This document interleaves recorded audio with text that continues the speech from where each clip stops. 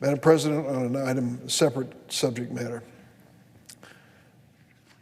The city of Chicago, which I represent, is a city in mourning today. Last Thursday, Chicago police officer Andres Vasquez-Lasso was killed while responding to a domestic violence 911 call that ended in a chase and exchange of gunfire with the suspect. Officer Vasquez-Lasso was 32 years old. He'd been on the police force for 5 years. He's married, has a little daughter. The man accused of killing him is 18 years old. Officer Vasquez-Lasso had chased this man a short distance on foot when the man reportedly turned on him, pointed a gun at him, and killed him. That chase ended on the playground of an elementary school in the city of Chicago, where neighborhood kids were playing. As the bullets flew, the children took cover under slides and other playground equipment. Officer Vasquez-Lasso was shot 3 times in the arm, leg, and head. He was the first Chicago police officer killed on the line of duty since Officer Ella French was murdered 18 months ago during a traffic stop. They had a memorial service for Officer French. My wife and I went to it. It was at Rita High School in the Beverly section of Chicago. I have never seen a larger outpouring of men and women in uniform to come and pay tribute to this officer who was killed in a traffic stop. I was there with my wife, and we had a personal feeling about the occasion once we went inside, saw her family, and heard more about her life.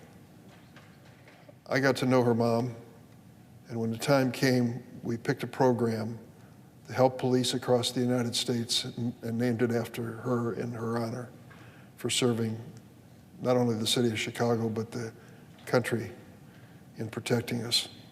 Sadly, here we are again. Officer Vasquez-Lasso just didn't protect the Southwest Side neighborhood where he served. He actually lived there.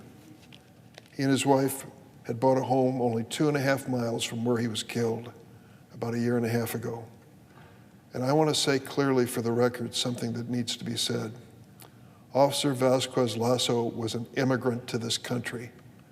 He came here from Colombia. He became a citizen, and he became a police officer, and he gave his life for the people who live in this country. On Wednesday night, police officers, other first responders, and community members lined the streets to salute the ambulance carrying his body as it drove slowly from the hospital where he died to the county medical examiner's office. On Thursday, black bunting draped the entrance to the 8th District headquarters where Officer Vasquez-Lasso was assigned. Several vigils have been held around the city of Chicago since his death. The largest was a candlelight prayer vigil Thursday evening in Hale Park, attended by the officer's wife and mother. Hundreds of police officers, community members, and friends came out to pay their respect. A friend at the prayer vigil recalled that Officer Vasquez-Lasso, quote, was always a proper man. A fellow officer said he was always smiling. Today, a memorial stands on the block where he was shot down. People drop off flowers and notes and other tributes. A rosary hangs on a fence. Illinois Governor J.B. Pritzker has ordered all flags in our state to fly at half-staff until Officer Vasquez-Lasso is laid to rest on Thursday. These are especially difficult times to be a member of law enforcement. A growing arsenal of high-powered guns in the hands of criminals and domestic abusers makes policing more dangerous than it has ever been. Domestic violence calls are always fraught with danger for police, victims, and innocent people standing by. At the suspect's bail hearing, Judge Mary Marubio noted that danger, and she said, "This case, from start to finish, it begins in violence, it ends in violence." The director of a local domestic violence prevention organization said, "Your heart breaks because it was all so preventable." Madam President, for the sake of law enforcement officers who protect our communities and the victims of violence, we must do more to break this cycle of violence that kills far too many and leaves so many more scarred. And we must do more to keep guns out of the hands of criminals and others who flatly should not have them. The bipartisan Safer Communities Act that Congress passed last year in the wake of the horrific Uvalde school shooting made important progress, but more is needed to protect our communities and our law enforcement officers. In closing, I want to offer my condolences to Officer Vasquez-Lasso's family, especially his wife, Milena Estepa, his mother, Rocio Lasso, his sister, niece, and little girl, as well as his fellow officers in the Chicago Police Department and his many, many friends.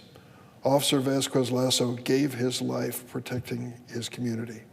He was protecting the children on that playground and the families living in the community that he personally called home.